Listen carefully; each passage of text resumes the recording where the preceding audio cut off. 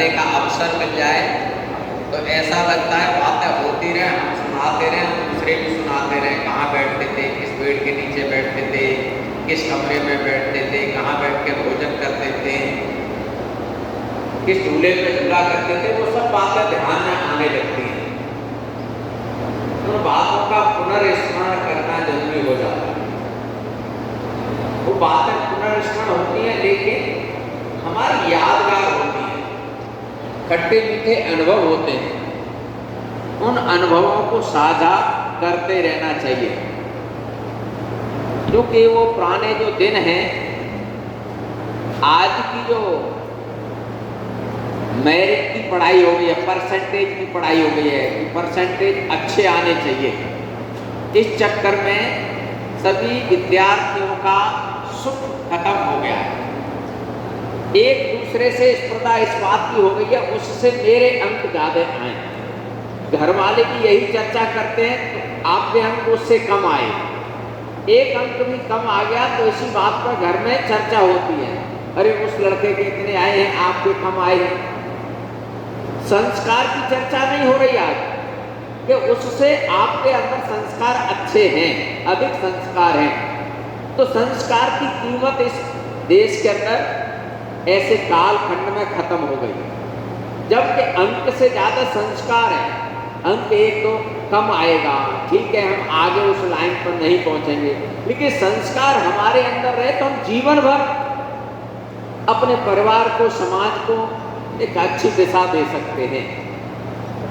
जिनके अंक अच्छे आते हैं, अच्छे परसेंटेज आ गई, बहुत अच्छे IAS PCS बन गए, बुरा मत मानना, सबसे ज़्यादा भ्रष्टाचार की अगर लाइन बनाता है, रेखा खींचता है, तो कौन करता है? ये IAS PCS ही है। ये संस्कार युक्त वाला छोटा दायित्व वाला व्यक्ति वो उतना भ्रष्टाचार नहीं करता। अच्छा इंजीनियर है, बढ़िया है, पुल बनाता है, तो पुल यहीं का टूटता है कि बाहर का टूटता है क्या? पुल निर्माण करते करते ही वो धराशायी हो गया, वो इंजीनियर नहीं है क्या? मेरिट में उसके अंक ज़्यादा आए होंगे, लेकिन संस्कार नहीं है। विद्या भारती यही काम करती है, संस्कार युक्त शिक्षा देने का काम करती है। हो सकता है परसेंटेज कुछ कम आए, लेकिन संस्कार जीवन भर बने रहें तो समाज को जोड़ने का काम कर सकते हैं। एक अच्छी बात है कि वर्तमान केंद्र सरकार ने जो विद्या भारती चाहती थी, विद्या भारती जिस लक्ष्य को लेके चल रही थी कि ऐसी युवा पीढ़ी का निर्माण करना है जो हिंदुत्वनिष्ठ एवं राष्ट्रभक्ति से ओतप्रोत हो, शारीरिक, प्राणिक, मानसिक, बौद्धिक एवं आध्यात्मिक दृष्टि से पूर्ण विकसित हो, ये सब बातें आज की राष्ट्रीय शिक्षा नीति ने लागू कर दी हैं और प्रत्येक विद्यालय के अंदर अब वो बातें सब पढ़ाई जाना शुरू हो गया है। जो हम कभी शिशु मंदिर में जिन बातों के लिए माने जाते थे, आज उन बातों को सरकारी, गैर सरकारी, कॉन्वेंट वह भी अब उन बातों को लागू करने जा रहे हैं, क्योंकि सरकार की ओर से अनिवार्यता हो गई है। अपने यहाँ नहीं तो संस्कृत पढ़ाने के लिए उन कॉन्वेंट जो ईसाई के स्कूल हैं, उनमें भी सप्ताह में, वर्ष में एक सप्ताह संस्कृत का पठन पाठन, संस्कृत की वार्ता करने का काम शुरू हो गया है। अब उनको भी लगता है कि संस्कृत पढ़ना अनिवार्य है। हमारे देश में शायद 1000-2000 लोग एक साथ बैठ करके गीता पढ़ेंगे तो लोग कहेंगे क्या देखो सांप्रदायिकता की बात कर रहे हैं। अभी अमेरिका के अंदर 10,000 विद्यार्थियों ने बैठ करके एक साथ गीता का अध्याय पठन पाठन किया है। वहाँ कोई बोलने वाला नहीं है, हमारे यहाँ बोलने वाले हैं, क्योंकि उनकी मानसिकता इस देश में रहते हुए भी पाश्चात्य संस्कृति को हो गई है।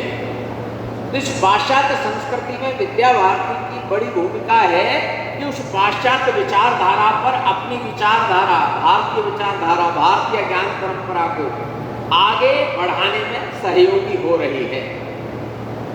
तो आप सब विद्यार्थियों से एक निवेदन, आप जिस विद्यालय के पूर्व छात्र हैं, उस विद्यालय में आपको जाना चाहिए कि नहीं जाना चाहिए? क्या कहना है? आप जिस विद्यालय के पूर्व छात्र हैं, उस विद्यालय में बार बार जाना चाहिए कि नहीं जाना चाहिए? और जाना चाहिए तो वहाँ के जो वर्तमान छात्र हैं उनके साथ बैठना चाहिए कि नहीं बैठना चाहिए? बैठना चाहिए। तो उनके साथ वर्ष में 1 बार 2 बार जो अंतिम कक्षा के छात्र हैं, माने कोई विद्यालय 10वीं तक का है, कोई विद्यालय 8वीं तक का है या 5वीं तक का है, और आप उस विद्यालय के सीनियर छात्र हो गए पुराने, तो उन भैया बहनों के साथ आपको वर्ष में 3-4 बार चाय पीनी चाहिए कि नहीं पीनी चाहिए? आप चाय पिएंगे तो उनसे आपकी दोस्ती हो जाएगी, संपर्क बन जाएंगे। तो आगे चल के उन भैया बहनों को जो कैरियर काउंसलिंग की बात आती है, तो आप उनकी कैरियर काउंसलिंग की दृष्टि से आप भूमिका निभा सकते हैं। क्योंकि कई भैया ऐसे रहते हैं, वो ये सोचते हैं हम क्या करें आगे, कौन सी पढ़ाई करें, क्या बनना चाहते हैं, ऐसा उनके मन में बहुत सारे विषय रहते हैं। आप पूर्व छात्र हैं तो आप उनको जाके गाइड कर सकते हैं, बता सकते हैं। एक दूसरा, आप पूर्व छात्र हैं तो वर्तमान छात्रों से संपर्क हो जाएंगे, तो आप उनको स्वागत करेंगे कि देखो हम पूर्व छात्र हैं, आप कल पूर्व होने वाले, इसलिए आपका हम स्वागत करने आए, आप हमारे साथ जुड़िए और समाज के काम में लगिए। तीसरी बात, मेरा विद्यालय मेरा गौरव है, मैं इस विद्यालय से पढ़ के गया हूँ, इसको याद रखूंगा। आज अन्य शिक्षण संस्थान दिल्ली के अंदर JNU है, दिल्ली विश्वविद्यालय है, या अमेरिका के अंदर विभिन्न देशों में यूनिवर्सिटियां हैं, वो पूर्व छात्रों का पोर्टल तैयार करते हैं, वो जोड़ के रखते हैं।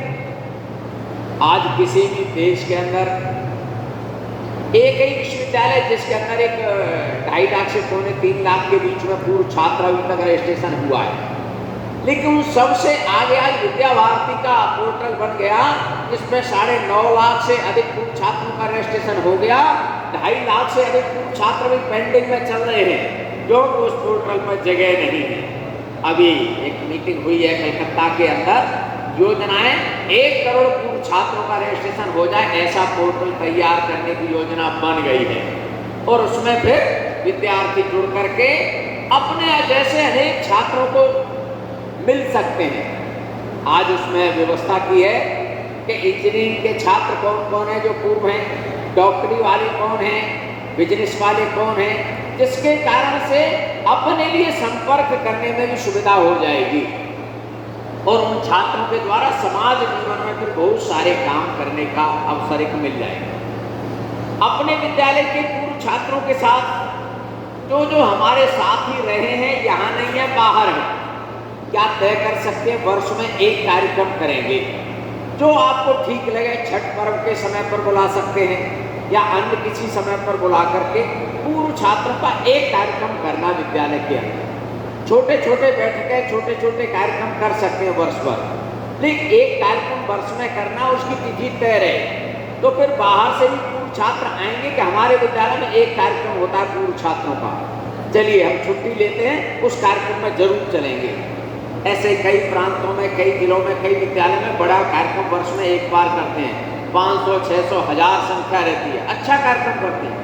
वही खाने पीने का कार्यक्रम भी करते हैं, वही आ रहते हैं, खाते पीते हैं, ऐसा भी कार्यक्रम करते हैं। पूर्व छात्र हैं, परिवार सहित आते हैं, वो भी अच्छा एक आनंद का कार्यक्रम रहता है।